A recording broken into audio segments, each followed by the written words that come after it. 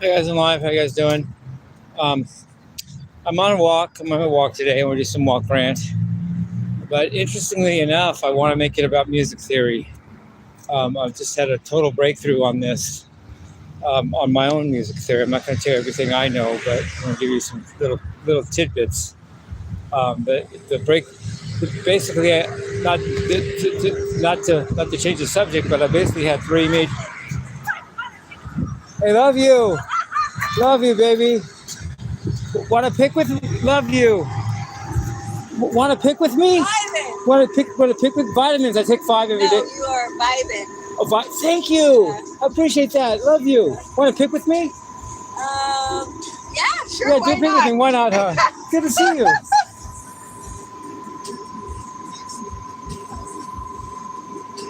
Thank you. Thank you. Rock on. My YouTube channel is Shirtless Guy. Huh? My YouTube channel is Shirtless. Shirtless Guy. I will find you. Thank you so much. I love that Lady Divine. you get my vibe. I do. You're Lady Divine? Yes. On YouTube? TikTok. I'll check you out. All right. Good to see you. You too. Have a good rest of your day. Thank you. Bye-bye. Tell your girl that I said hi and I love her. Okay, please? Okay, love you.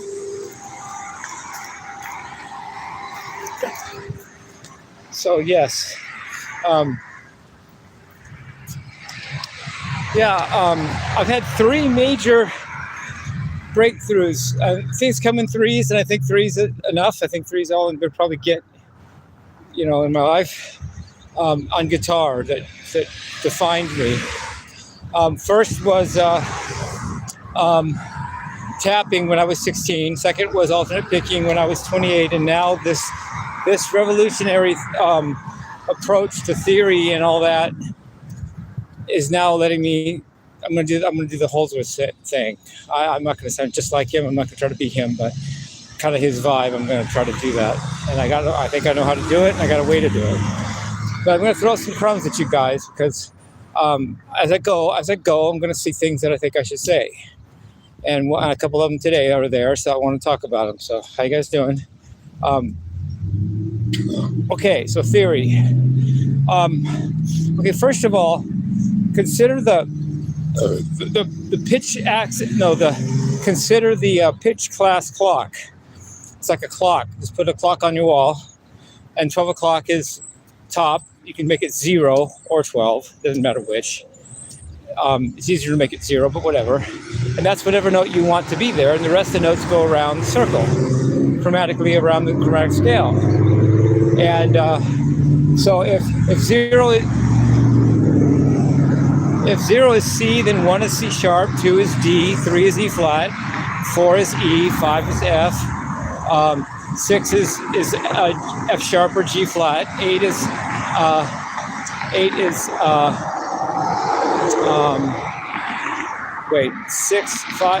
6 is F sharp or G flat. Yes, 7 is G, 8 is A flat, 9 is A, 10 is B flat, 11 is B, and back to 0 or 12 is C.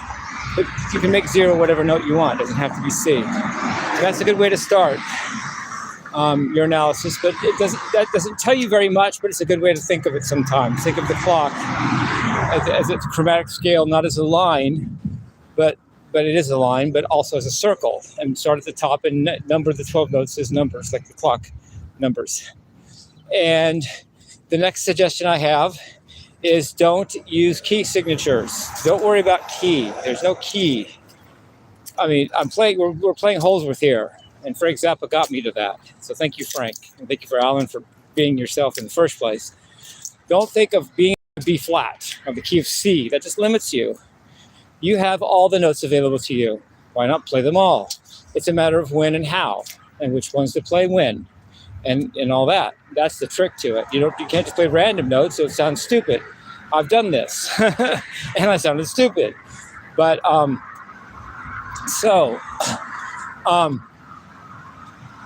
let's talk about harmonic material.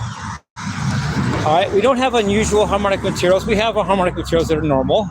We have the major triad.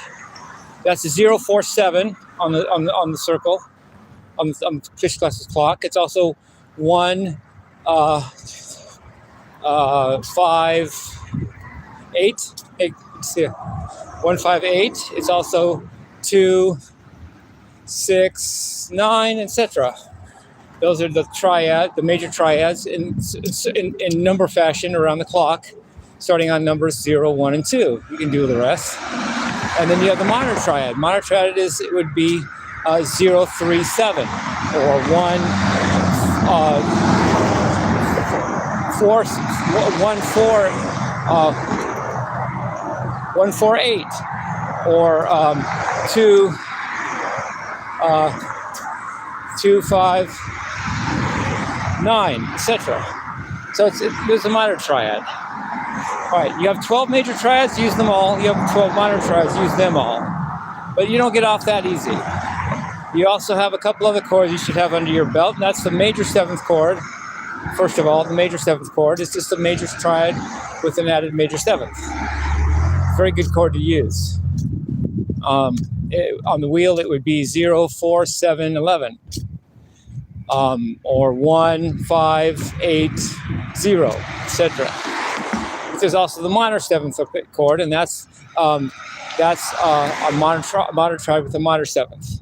So that would be on the wheel, would be 0, 4, 7, 10, or 1, 5, 8, 0. So, use your harmonic material. Now, here's the trick. Here's the trick to it. Oh, I got a lizard here. I should take a picture of him. Just a second here. Got to do this.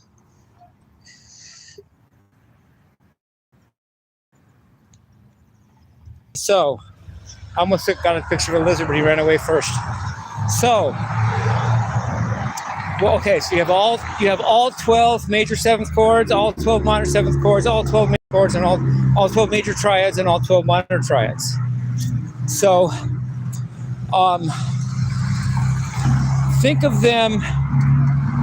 Okay, here's what you're going to do if you want to follow me. Pick one type of harmony at a time. Let's start with major triads. That's a good, simple, common one. Maybe not simple, but common. And what you're gonna do is you're gonna play every single major triad you can. And the trick is when and where and how, or when and where, and how. You have 12 of them. Now, you could play them chromatically. That's one thing to do. Just play them up and down the chromatic scale. But that sounds very jarred and disjunct and doesn't make a lot of harmonic sense usually. Randy Rhoads does it in Crazy Train for a little bit, but it's just a cool effect. It's not really very harmonically pleasing, at least not in and of itself. So take your major triad and play it all around the circle of fifths. Just play all 12 of them along the circle of fifths. It's like, you want me to quote it for you? C, G, D, A, E, B, F sharp, C sharp, A flat, E flat, B flat, F, and then back to C. I think I did that correct. If not, then I didn't. But it's a circle of fifths.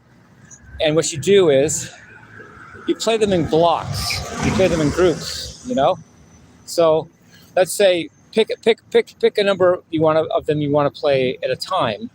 And analyze what you're doing. So let's start with 2 triads at a time along the circle of fifths. So I would have 2 at a time. I would have C major and G major. That's 2. Then D major and A major. That's 2 more. Then E major and B major. That's 2 more. F sharp major and G major. F sharp major and C sharp major. That's 2 more. A flat major and E flat major, that's 2 more. B flat major and F major, that's 2 more, and then that's all there is. So there's 6 groups of 2 in a row, major triads at a time. Okay, you got that so far? Now break it down. What scale does any 2 of those triads make or imply? Well, 2 triads at a time implies a pentatonic scale with an added note, or a diatonic scale with a note taken away. You get that? A pentatonic scale only has 1 major triad. So you have to get 2 major triads, you have to add a note to the pentatonic scale, which gives you 6 notes. But major scales have 3 triads, so you only have 2. So if you played only 2 triads, you could take a major scale and take one of the notes away. and still have 6 notes, it still implies 2 triads.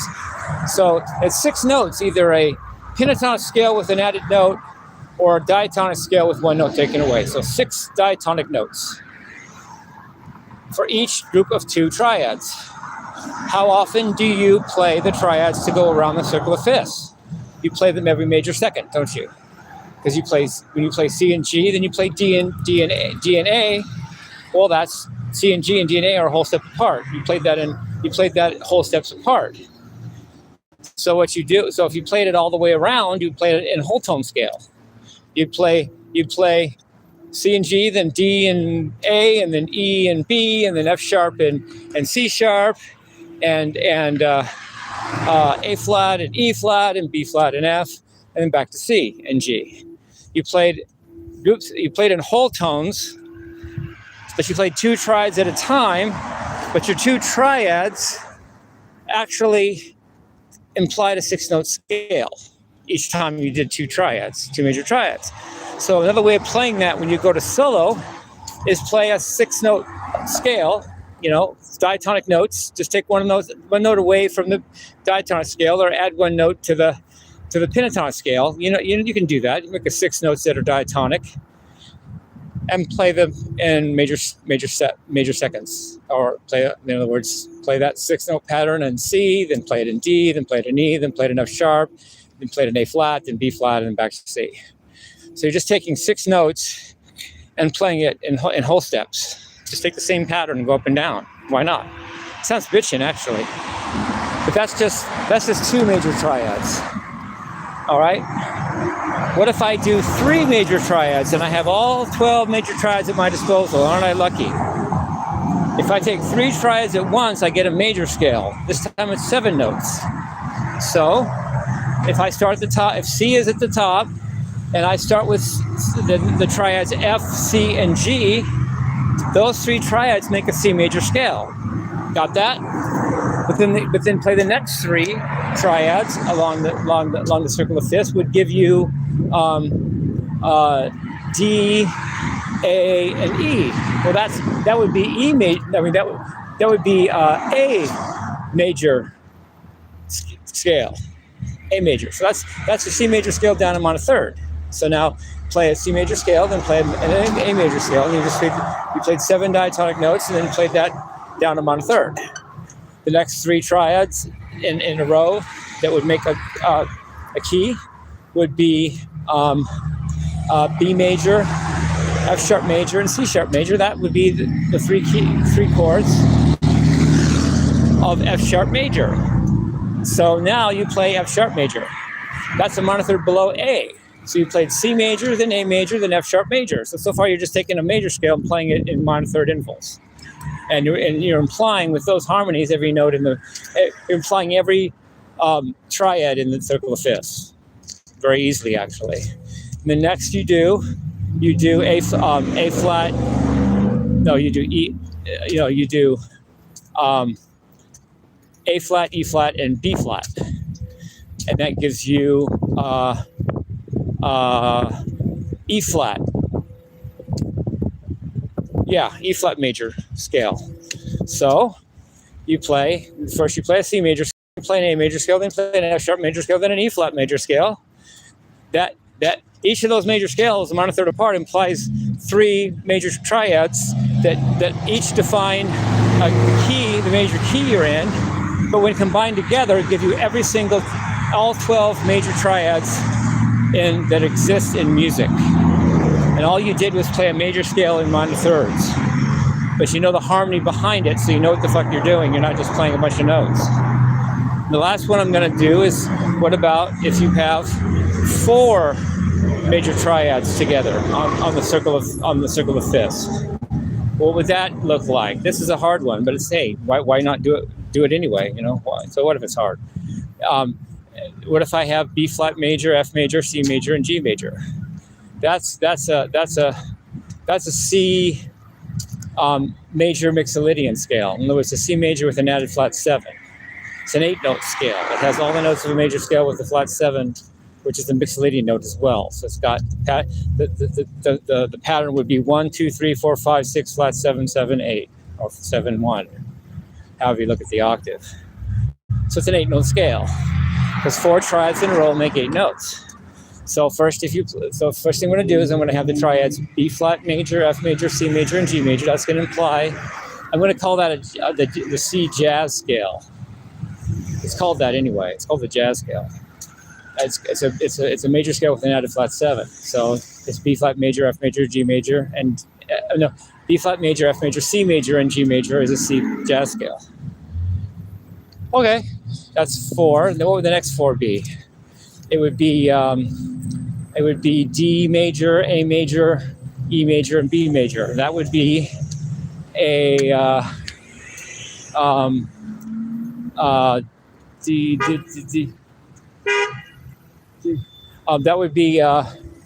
that would be an E jazz scale, which would imply all the 4 major triads of D major, A major, E major, and B major. Okay, so first I played a C major scale, then I played an E major scale. That's just playing a C major scale up a major third. So that's not too hard. What are the next 4? The next 4 major triads that are involved that come in the circle of fifths of major triads. Well, all right. I had F sharp major, C sharp major,